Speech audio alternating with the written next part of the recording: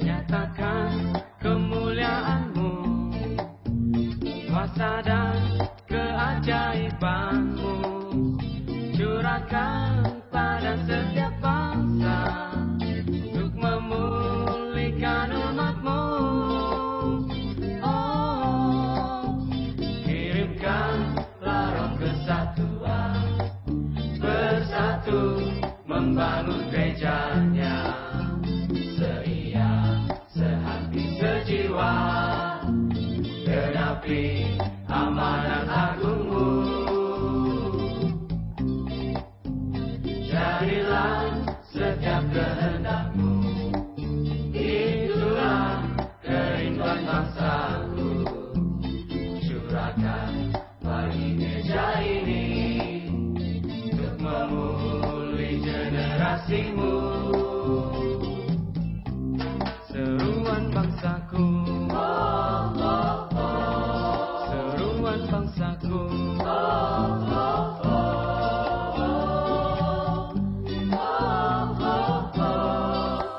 Shalom, salam damai di dalam kasih Kristus. Saya percaya dimanapun kita berada pada pagi hari ini, kita tetap bersuka cita dan bersyukur.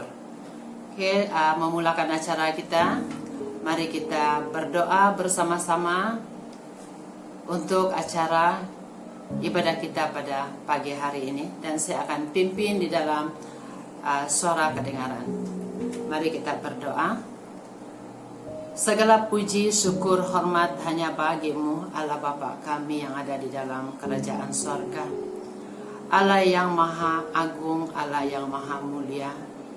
Engkau adalah Allah kekuatan kami, sumber hidup kami, Allah gunung batu kami, kota benteng kami. Kami bersyukur di mana pada pagi hari ini ya Bapa, di atas perkenan-Mu kami dapat bersama di dalam ibadah kami pada pagi hari ini. Semuanya karena anugerah-Mu, kemurahan-Mu di dalam kehidupan kami. Bapa di sorga, kami bersyukur di mana sekali lagi kami disatukan di dalam ibadah raya kami. Terima kasih Bapa di sorga, dan ampuni juga di atas segala pelanggaran-pelanggaran kehidupan kami, kelalaian-kelalaian hidup kami di hadapan-Mu. Ampuni kami Bapa di sorga. Pada pagi hari ini juga sebelumnya kami memulakan acara, ke dalam tangan-Mu kami juga serahkan dan letakkan acara ataupun rangkaian ibadah kami dalam tangan-Mu, Tuhan, yang akan berperkara dalam segalanya. Bahkan anak-Mu Tuhan yang akan membawa kami sebentar dalam puji-pujian, penyembahan, keagungan-Mu ya Bapa. Persiapkan setiap puji-pujian kami agar segala apa yang kami naikkan menjadi satu penyembahan kami yang berbau harum di hadapan-Mu Bapa. Bapa di sorga, demikian juga kami berdoa untuk anak-Mu yang akan membawa kami belajar firman-Mu ya Bapa pada pagi hari ini.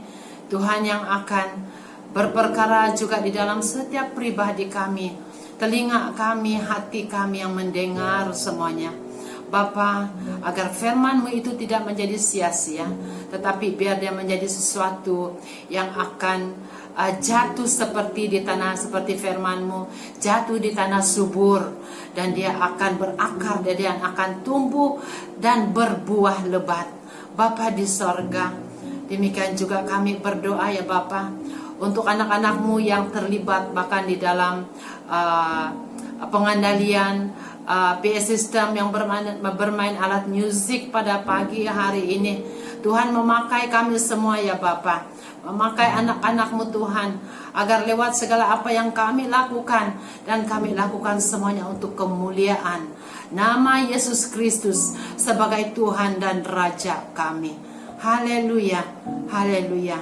Bapa di sorga, hamba berdoa di mana juga pada saat ini kami juga ya Bapa dihadapkan dengan satu situasi yang dalam PKPP ini juga sekali lagi kami dihadapkan dengan cabaran, dengan segala kerisauan, kebimbangan kami secara manusia. Bapa, hanya kepadamu kami serahkan. Jika mana pada saat ini membuatkan kami lemah, jika keadaan ini membuatkan kami risau dan takut, dan membuatkan kami sudah tidak punya pengharapan, Bapa di sorga, Tuhan menguatkan kami. Pegang untuk memegang tangan kami erat-erat, agar kami tetap kuat dan kami tidak goyah dengan apapun keadaan yang datang. Tetapi kami akan dikuatkan. Justru kami akan memiliki satu kekuatan yang baru, agar kami akan menang di atas segalanya. Bapa di sorga, hamba juga berdoa untuk kami sebagai anak-anakmu juga di SIB Pohon Batu, keluarga besar kami Tuhan sebagai jemaatmu, agar kami juga tetap bersatu, memiliki persekutuan dengan baik dalam keadaan seperti ini. Walaupun kami tidak dapat berkumpul bersama dalam acara ibadah bersemuka, tetapi kesatuan kami yang senantiasa terjalin di dalam Yesus Kristus akan senantiasa menyatukan kami, agar kami juga Tuhan Yesus saling di antara kami, saling mendoakan, saling membangun di antara satu dengan yang lain, dan saling melihat keperluan dan keberadaan dengan antara satu dengan yang lain. Terima kasih Bapa di sorga. Sekali lagi kami serahkan acara ibadah kami dari awal hingga selesai dalam tangan-Mu. Biar Tuhan yang akan campur tangan dalam segalanya. Terima kasih Bapa di sorga. Biar selesainya ibadah kami nanti, kami akan memiliki satu sukacita yang besar, memiliki satu pengharapan yang besar di dalam kasih Kristus. Haleluya Bapa. Di dalam nama Yesus Kristus kami berdoa dan menaikkan syukur kami. Haleluya, haleluya, haleluya. Amin. Mari kita terus memuji Tuhan Allah kita. Hari ini hari yang menjadikan Tuhan. Mari kita memuji Tuhan bersama-sama.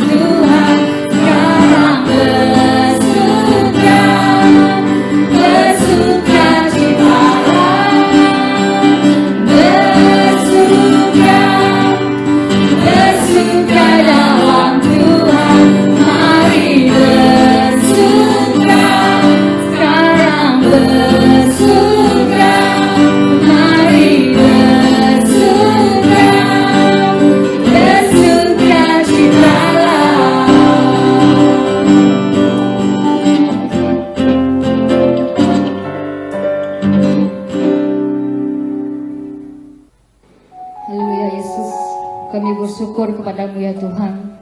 Karena kasih dan kebaikan-Mu kami ada pada hari ini. Karena kasih dan anugerah-Mu Tuhan kami hidup pada hari ini. Kami bersyukur Tuhan karena kasih-Mu begitu besar dalam kehidupan kami.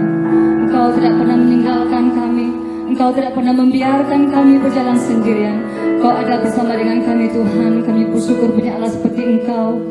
Terima kasih Tuhan karena kasih-Mu. Haleluya Yesus. Haleluya Yesus. Oh, haleluya Yesus. Kami sembah, kami sembah. Oh, haleluya Yesus. Haleluya Yesus. Mari kita renungkan betapa besar kasih-Nya Yesus dalam kehidupan kita. Haleluya Yesus.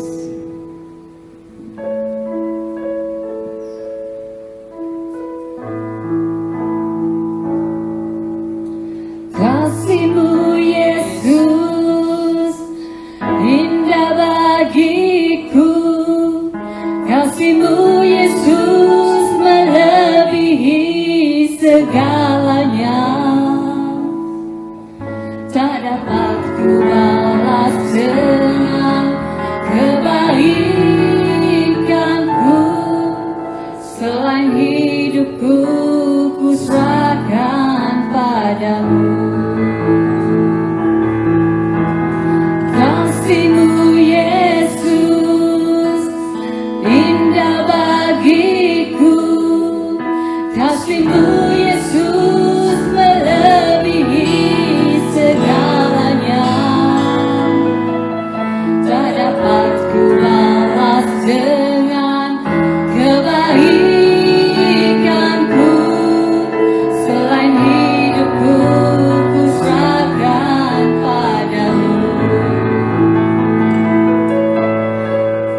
Agar hidup ini seturut kehendak-Mu. Jadikan ku berharga di mata-Mu Yesus. Menyatakan kasih-Mu pada semua orang. Kasih-Mu Yesus mengubah hidupku.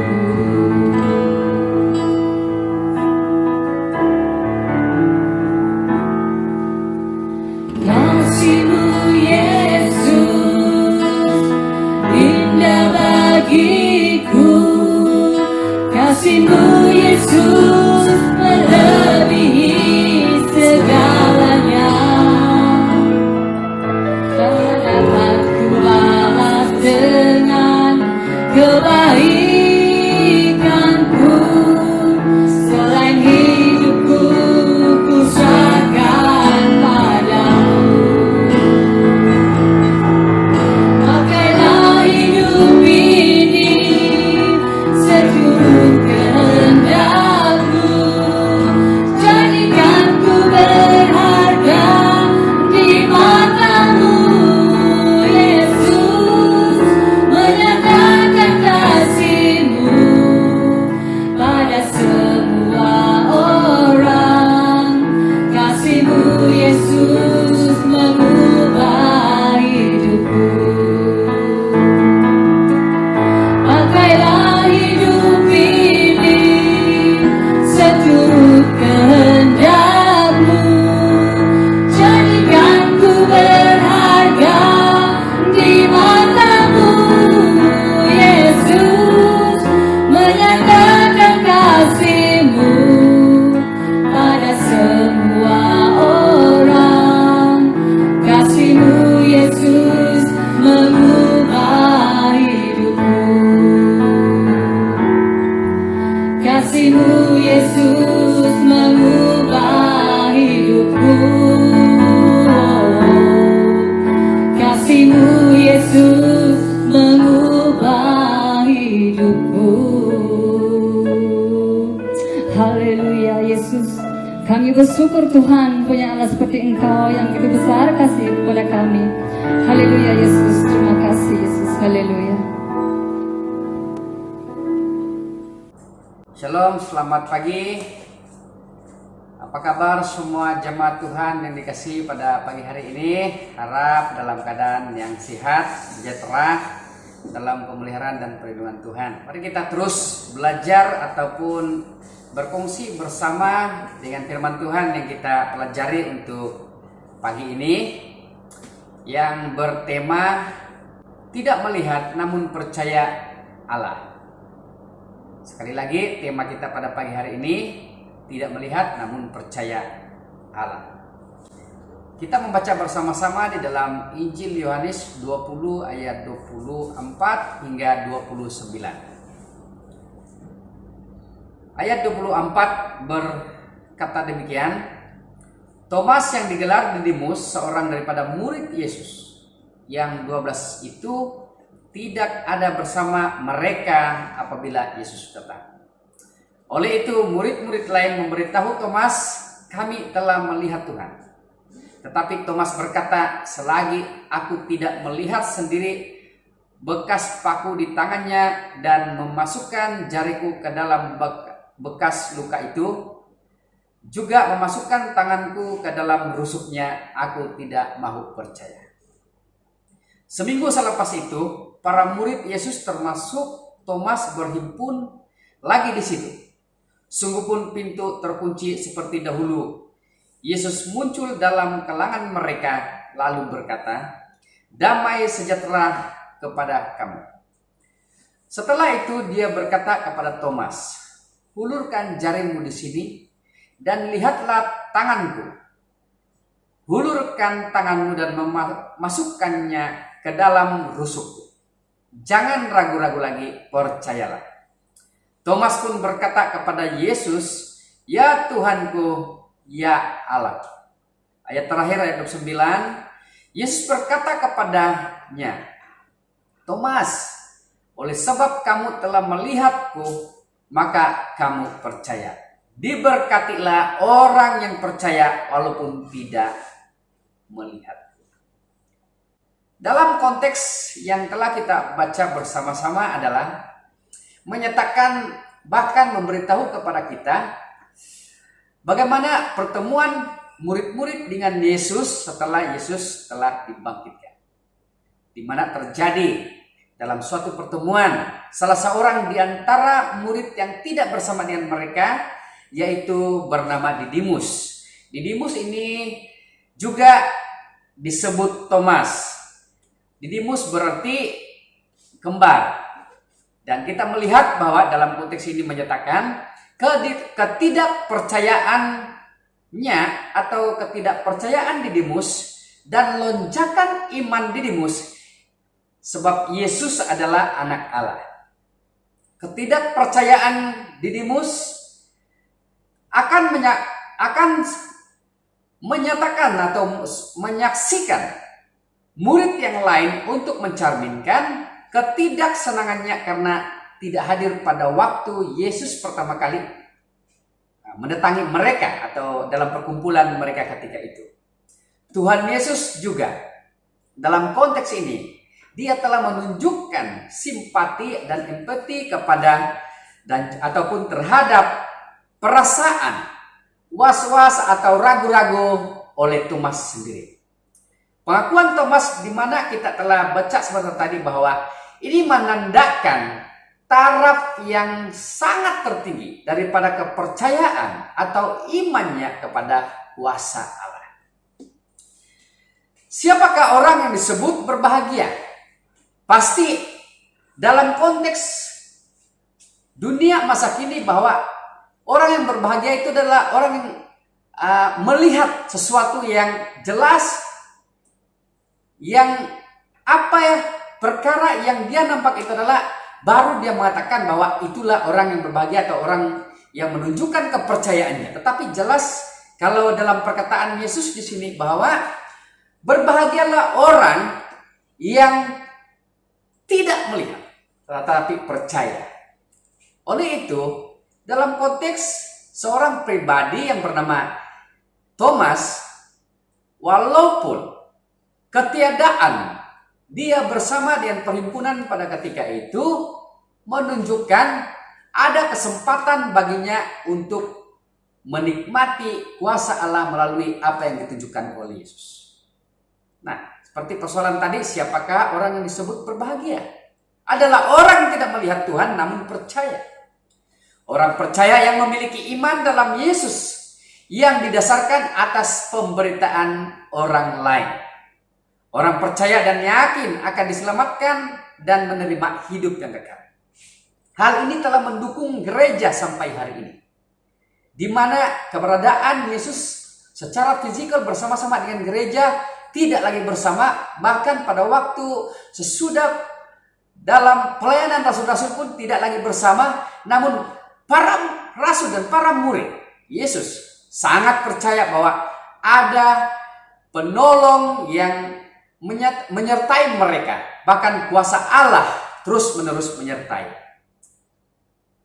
Kita yakin dan percaya bahwa hari ini, baik secara gereja, baik secara pribadi, karena kepercayaan kita di dalam Yesus selalunya harus terlepas daripada apa yang kita lihat, tetapi kita percaya kuasa Tuhan tetap wujud dan kita alami di dalam kehidupan kita.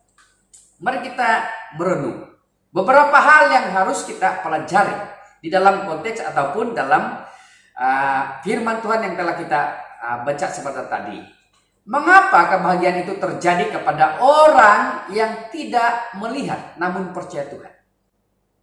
Sekali lagi, mengapa kebahagiaan itu terjadi kepada orang yang tidak melihat namun percaya kepada Tuhan? Yang pertama kita pelajari, karena hal yang telah terjadi tidak masuk akal bagi manusia. Mari kita membaca di dalam ayat 25. Oleh itu, murid-murid lain memberitahu Thomas, "Kami telah melihat Tuhan." Tetapi Thomas berkata, "Selagi aku tidak melihat sendiri bekas paku di tangannya dan memasukkan jariku ke dalam bekas luka itu, juga memasukkan tanganku ke dalam rusuknya, aku tidak mau percaya." Perhatikan, tidak sedikit bahkan kebanyakan termasuk gereja atau anggota jemaat pada ketika ini pun sepertinya merasakan pernyataan Yesus kepada murid-murid tidak masuk akal bagi secara manusia. Karena tidak jauh perbezaan dengan apa yang terjadi dan apa yang diakui oleh Thomas. Thomas berkata bahwa selagi aku tidak melihat sendiri. Kadangkala ini terjadi pada gereja Tuhan secara pribadi pun. Yang kita mau sehingga kita percaya sungguh-sungguh kepada Tuhan bila ada terjadi perkara berlaku kita alami. Sepertinya kita disembuhkan, sepertinya kita diberkati dengan beberapa berkat. Daripada konteks itu, apakah iman itu percaya kepada kesembuhan ataupun percaya kepada apa yang dia miliki dalam berkat-berkat Tuhan? Atau apakah dia percaya jika perkara yang berlaku yang kita alami tidak masuk akal kita sebagai manusia? Juga kata Thomas di sini, "Aku tidak percaya. Nah, selagi aku tidak melihat sendiri bekas paku di tangannya dan masukkan jariku ke dalam bekas luka itu, juga masukkan tanganku ke dalam rusuknya." Perhatikan, aku tidak percaya. Bukankah ada di kalangan gereja atau jemaat Tuhan seperti ini? Ini karena memungkinkan kita tidak akan mempercayai kuasa Allah. Oleh sebab kalau kita pakai atau mempergunakan akal logika kita, sehingga tidak lagi memikirkan kuasa Allah itu yang lebih berkuasa. Kita lihat dalam Ibrani 11 ayat 1. Iman adalah kepastian akan perkara-perkara yang diharapkan, keyakinan akan perkara-perkara yang tidak dilihat. Dalam Ibrani ini mengatakan bahwa iman menyatakan suatu kepastian. Iman juga adalah kepastian akan perkara-perkara yang kita harapkan, keyakinan akan perkara-perkara yang tidak dilihat. Firman Tuhan di dalam Ibrani 11 ayat pertama ini mengajak kita, bahkan menyarankan setiap kita supaya iman itu adalah dasar dari segala sesuatu dan bukti daripada segala sesuatu. Berarti kembali kepada hal yang pertama ini, karena hal yang telah terjadi tidak masuk akal bagi manusia. Namun jika kita punya iman, itu mempunyai peranan yang sungguh besar atau peranan yang sangat besar dalam kehidupan orang percaya. Hal yang kedua, mengapa kebahagiaan itu terjadi kepada orang yang tidak melihat, namun percaya kepada Tuhan? Yang kedua, karena tetap percaya dengan kuasa Tuhan. Firman Tuhan yang kita baca seperti tadi, kita rujuk di dalam ayat 27. Setelah itu dia berkata kepada Thomas, berarti Yesus berkata kepada Thomas, hulurkanlah tanganmu dan masukkannya ke dalam rusukku. Jangan ragu-ragu lagi, percayalah. Berarti keterbatasan cara kita berpikir, cara kita mengolah pikiran kita sungguh-sungguh terlihat pada waktu di dalam pengakuan seperti yang dibuat oleh Thomas. Selagi aku tidak melihat. Tetapi di dalam ayat 27 ini suatu ajakan Yesus supaya kita akan melakukan sesuatu. Apa yang dilakukan oleh Thomas adalah dia menghulurkan tangannya atau mengikuti apa yang dikatakan oleh Yesus. Maka di situ mulai imannya bertumbuh berkembang dan mulai imannya dipraktikkan. Kehidupan gereja juga seperti ini. Kita percaya dengan kuasa Allah, namun jika gereja atau jemaat tidak mengikuti rencana dan tidak mengikuti perintah Tuhan atau kata-kata Tuhan, maka apa yang terjadi pada gereja? Kembali kepada ayat 27. Marilah agar kita melakukan apa yang diperintahkan Tuhan kepada kita. Kita melakukan, tetapi kita melakukan disertai dengan percaya atau iman kita. Ini menjadi salah satu sikap orang percaya.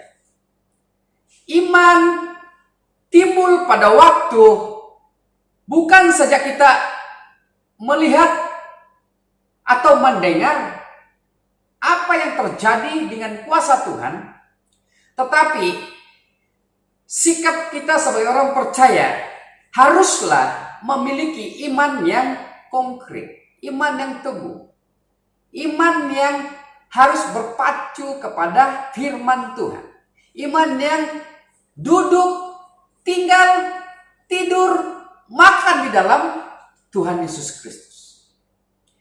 Sikap orang percaya juga adalah senantiasa percaya akan firman Tuhan dan selalu mengikuti kehendak Tuhan.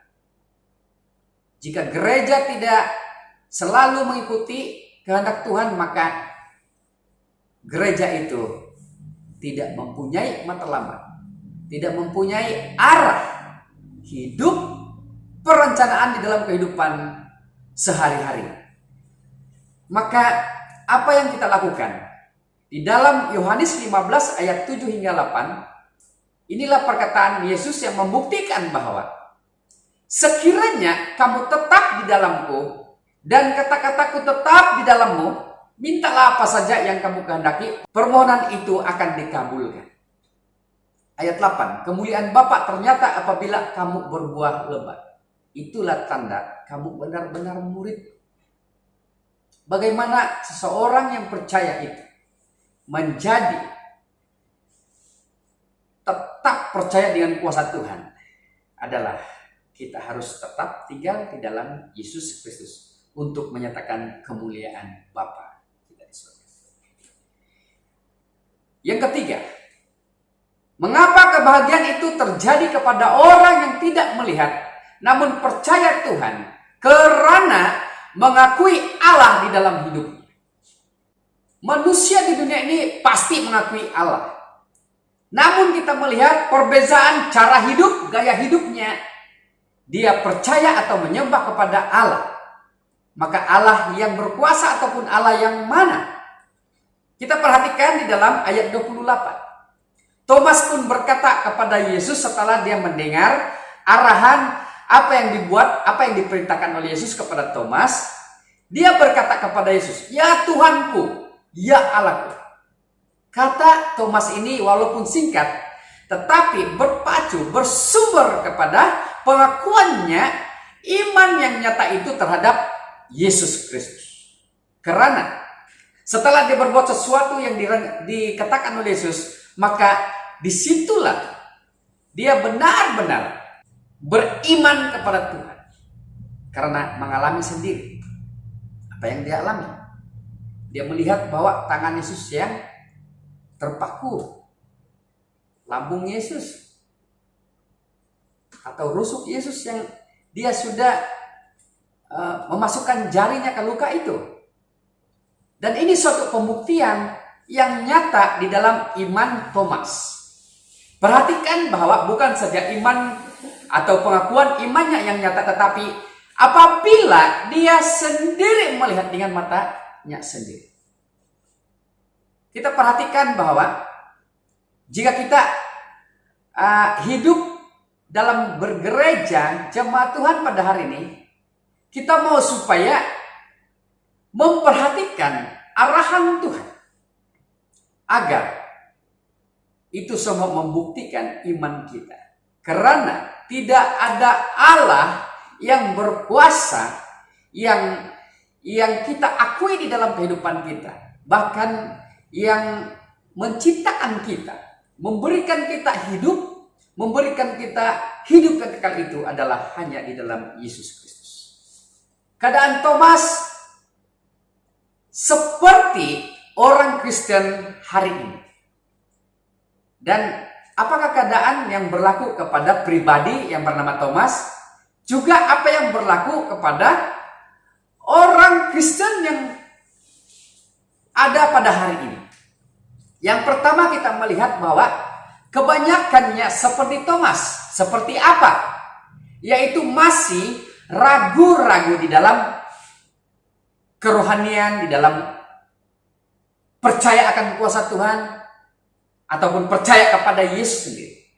Yang kedua adalah keadaan orang Kristen hari ini adalah hal yang berlaku ataupun apa yang disampaikan oleh murid-murid ketika itu.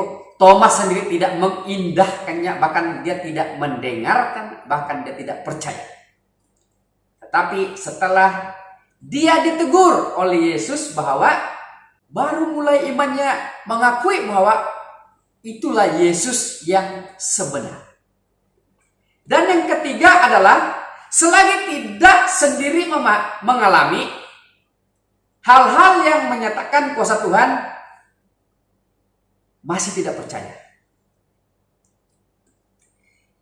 Yang keempat adalah ada kesempatan Yesus untuk menyatakan dirinya.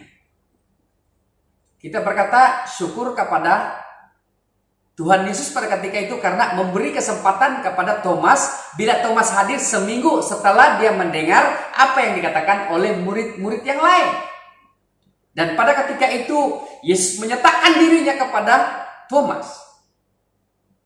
Kita percaya dan yakin bersama saudara jemaat Tuhan yang dikasihi bahwa ada waktunya Tuhan untuk hadir bersama-sama dengan kita dan menyatakan dirinya, bahkan kuasanya kepada kita. Dan yang kelima, akhirnya ada kesadaran, ada pertobatan terjadi kepada Thomas. Begitupun bagi orang Kristen pada hari ini.